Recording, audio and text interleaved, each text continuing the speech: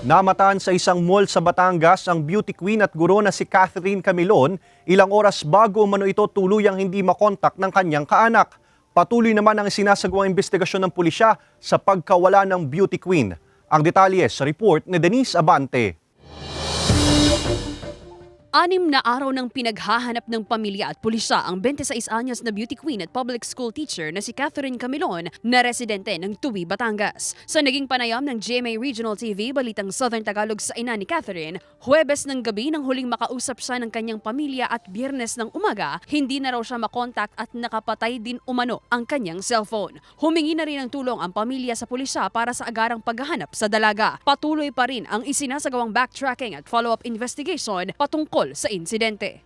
Hanggang ngayon, negative. Nag-appeal din kami sa taong bayan if there is some information na pwede ibigay sa amin para mabilis ang pag-usad. Sa ipinadalang CCTV footage ng Tuwi Police Station, makikitang mag-isang naglalakad si Catherine Camilon sa isang mall sa Lemery, Batangas pasado alas 7 ng gabi noong Huwebes. Pero ayon sa pulisya, nangyari daw ito bago magpadala ng mensahe si Catherine sa kanyang ina na nasa isang gasolinahan ito sa bayan ng Bawan, Batangas. Paglabas yun from that mall, but the last text is sa Buwan siya magpunta. Negative tayo sa mga CCTVs doon.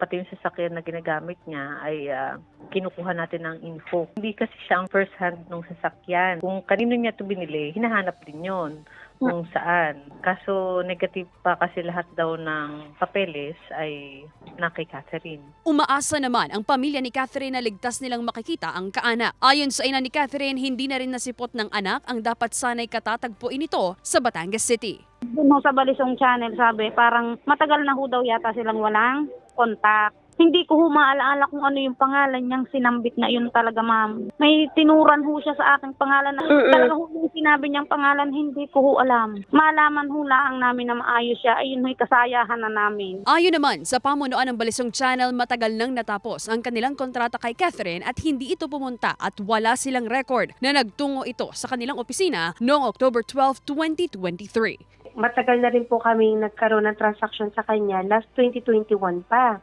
After December 2021, wala na po kaming naging transaction na pupunta siya dito sa station. Wala po kasing Catherine Camilon na nagpunta po dito noong Thursday, that's October 12. Kasi every time naman na pupunta siya dito, kaming dalawa yung nagkakatransaction. Wala siyang message, walang call, walang kahit na ano. Samantala, tiniyak naman ng Batangas Police Provincial Office na tinututukan nila ang kaso ng nawawalang beauty queen at patuloy na makikipag-ugnayan sa pamilya nito. Denise Abante, Balitang Southern Tagalog.